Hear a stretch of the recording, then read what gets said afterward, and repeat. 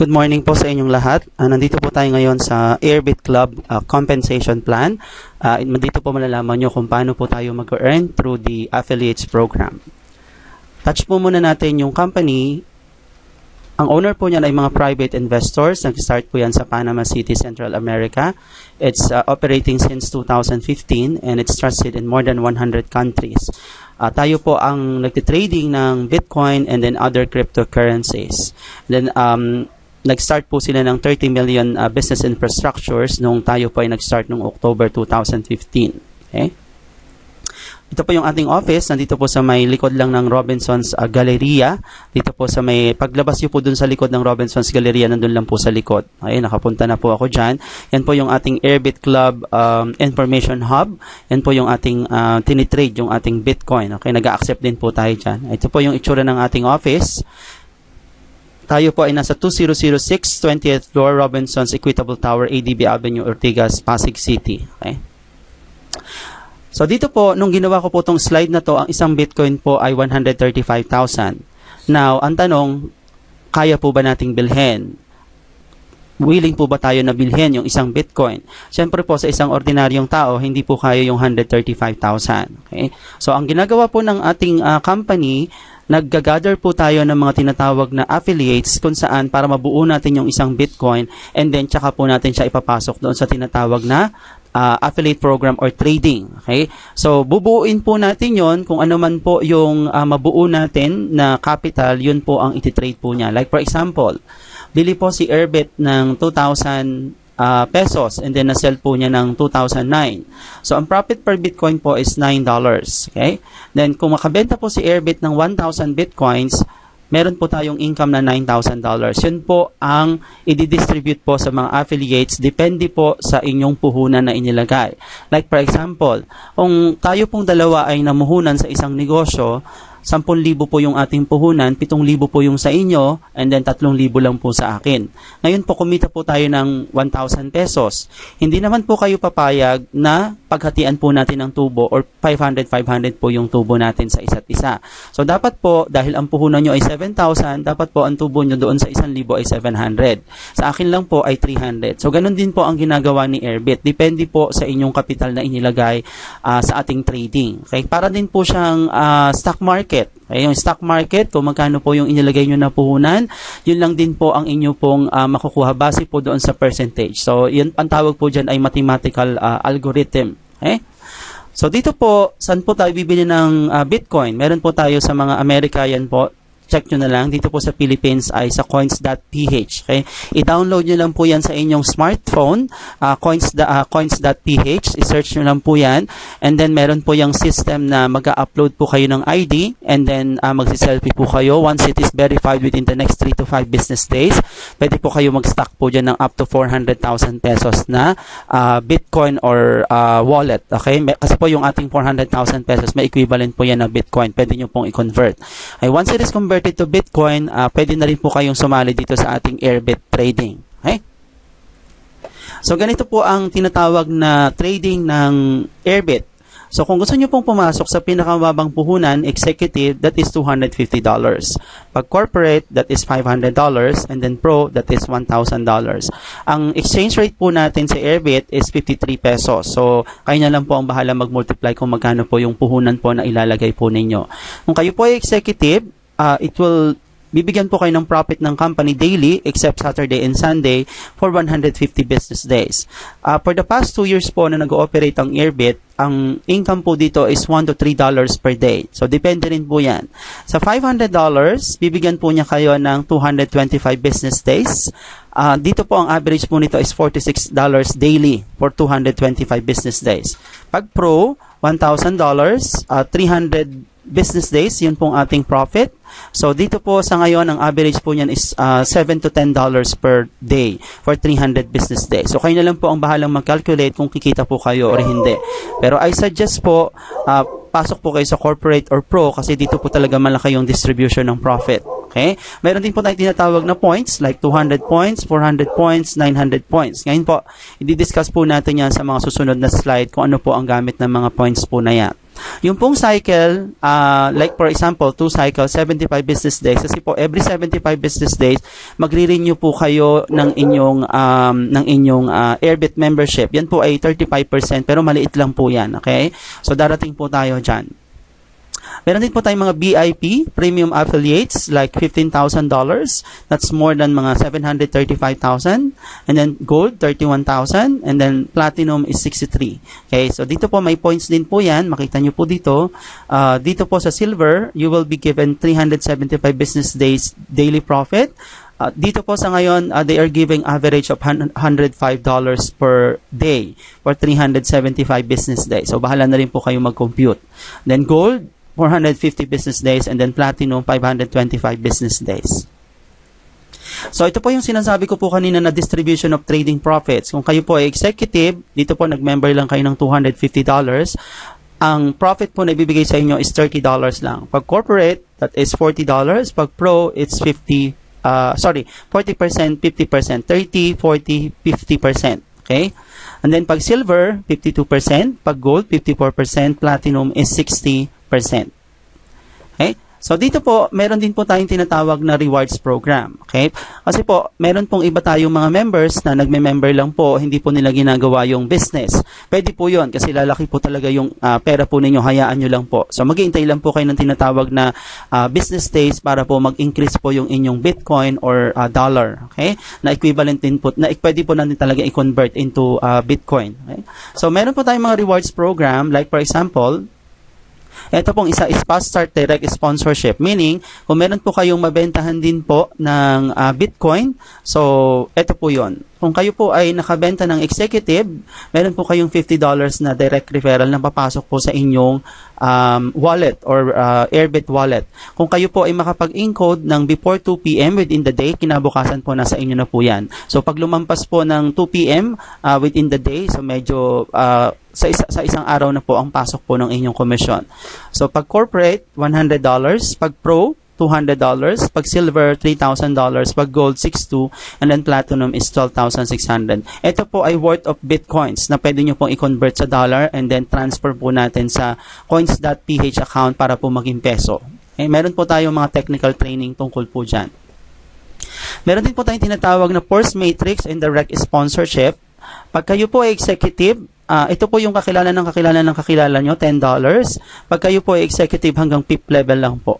Pag kayo po ay corporate, yung account po ninyo hanggang 9th level. Pagka po pro, hanggang 18th level lang po. Paano po yung mga 19th level and the rest? So, hindi na po kayo babayaran ng company doon dahil yun po ay safety net na po niya. Okay? So, yan po yan. Meron din po tayong tinatawag na binary bonus. So, napansin nyo po kanina yung volume, yung points sa tinatawag, like for example, executive, 200, corporate, 400, pro, 900, $15,000, $12,000, 26, and then 54. Basta dito po, ang tinatawag po natin na binary bonus, every 200 sa left, 200 sa right, meron po kayong $20, 400 sa left, 400 sa right, 40, 900, $980 po, no? So, naiwan po yung 100, and then $12,000 points, 12,000 points is $600.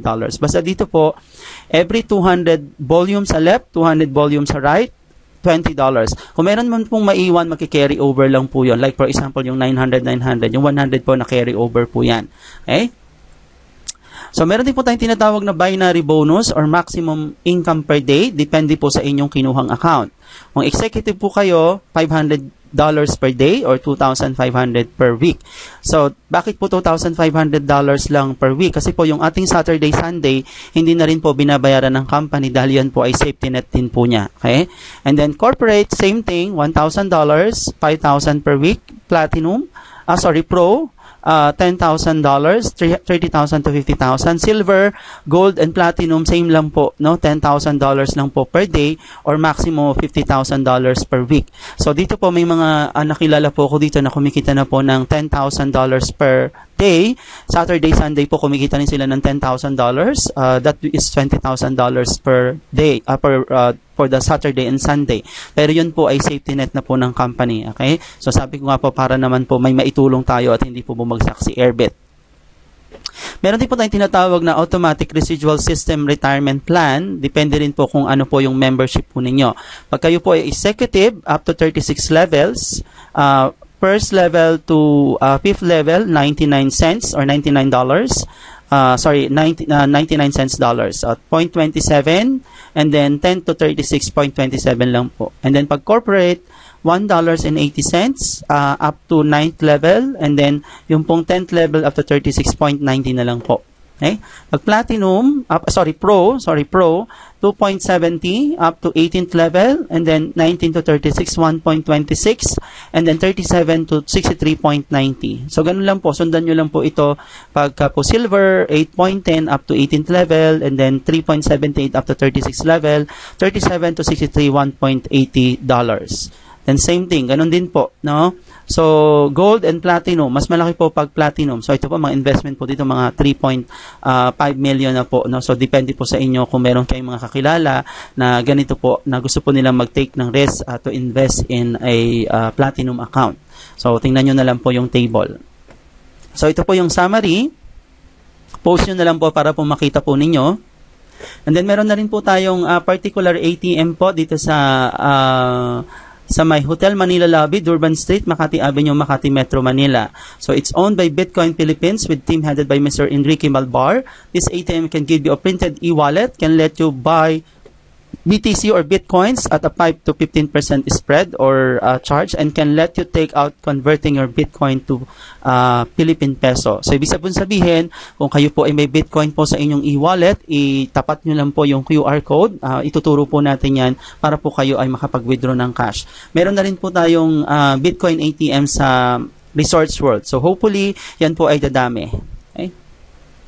So, sabi nga po dito, if someone will advise you who's the person that you are going to listen to, a millionaire or to a billionaire. Kasi po dito, nung na-invite po ako, medyo na negative po ako last year dahil nakinig po ako dun sa isang kaibigan ko. And then, yung pong kaibigan ko na nagtuloy po dito, binalikan po ako noong June 13. Nakita ko po yung nangyari po sa kanya. He is now a multi-millionaire. Talaga pong inaral ko po ito, and then talaga pong napakaganda ng opportunity dahil nandito po talaga yung tinatawag na passive income. So, hindi ka mahihirapan na magbenta-benta ng kung ano-anong produkto. Although hindi ko po minamasama yung mga product na binibenta po ng iba, pero nandito po talaga yung passive income. Yung everyday may darating po sa inyo na income. Okay? So, ito po yung na-miss po natin. Kasi kung 2009, piso lang po ang value ng Bitcoin. And then 2010, 170, 28, 36, 15,000, 31,000. Ngayon pong June 2017, tumataas bumababa po yan. Pero nung ginawa ko po itong slide na to, ang price po niya is 142. Check nyo na lang po doon sa coins.ph kung magkano yung on-time value. I think ngayon po nasa 130,000 plus lang po. Okay? So, imagine lang po natin kung bumili tayo kahit 500 pesos noong 2009, may 500 Bitcoin ka ngayon. Ang value niya, 60 million pesos. Kung ita-times lang po natin yan sa 120,000 na value ng isang Bitcoin. Kasi last year, nung natatandaan ko po, last year, December 2016, ang value po ng Bitcoin is 46,000 po. So, ngayon po, nasa 130,000 plus na. So, nag-i-increase po yung value dahil ang Bitcoin po ay limited lang po ang supply sa buong mundo. That is 21 million. So, dumadami po ang demand. Based on law of supply and demand, kung kukonti po ang supply at madami ang demand, tumataas po yung value. And according po doon sa mga video na napanood na po ninyo, kung napanood na po ninyo, it will increase from 500,000 to 1 million pesos per Bitcoin in the next 3 to 5 or 10 years. Or more. Okay? So, yan po yung mga forecast na presyo po ng ating Bitcoin. So, maganda po magkaroon na po tayo ng Bitcoin through Airbit Club Affiliate Program. So, ito po yung mga yung Bitcoin na nangyayari po sa buong mundo. So, Italian taxi firm now accepts Bitcoin. And then, major franchise installs 11 Bitcoins ATMs and cafes across Canada. Even in financial institution like MasterCard releases blockchain. Ang blockchain po is, ito po yung parang vault po ng ating Bitcoin. It's spread all over the world. Canadian Senate officially takes a pro-Bitcoin stance noon pong June 19, 2015. And then last February 2017, Bangko Sentral ng Pilipinas officially legitimized Bitcoin as a payment method. Okay, payment method po siya. Pero ibig sabihin, kung may payment, ano yung ibabayad mo? So, Bitcoin po yon. So, paano po tayo magkakaroon ng Bitcoin? So, ito na nga po yung tinatawag natin na Airbit Club Affiliate Program. Okay? So, ito rin po yung nagulat kami because one of the leading financial institutions in the world, like American International Group, issues first insurance policy based on blockchain technology. Kasi kung maintindihan nyo po, ang Bitcoin talaga pong napaka-secured po nito. Then suddenly, Bitcoin to be officially legal in India. Actually po, legal na po ang Bitcoin sa India dahil hindi rin po nila mapigilan. Dati po, ang Bitcoin sa China, hindi rin po legal. Pero ngayon po, legal na rin po siya even in Brazil. Kaya nga po, merong nagsasabi sa akin na naban daw po ang Airbit sa Brazil. Because that time, hindi pa accepted ng government ang Bitcoin. So ngayon po accepted na po siya, and then it will spread all over the world soon. Makikita nyo po, para na rin po tayong Japan na ang dala-dala lang po natin is smartphone, nandun po yung ating Bitcoin. Kung magbabayad po tayo, itatap na lang po natin yung ating smartphone. So the technology is evolving, yung pong ating pera din po ay nag-evolve. Okay? So ito lang po, dapat lang pong makita nyo po agad kung paano po ito. So, yun na po yung presentation po natin. If you have any question, just message me. May mga link po tayo na nasa ibaba ng video po na ito para po makita po ninyo kung ano po talaga yung Bitcoin. Thank you.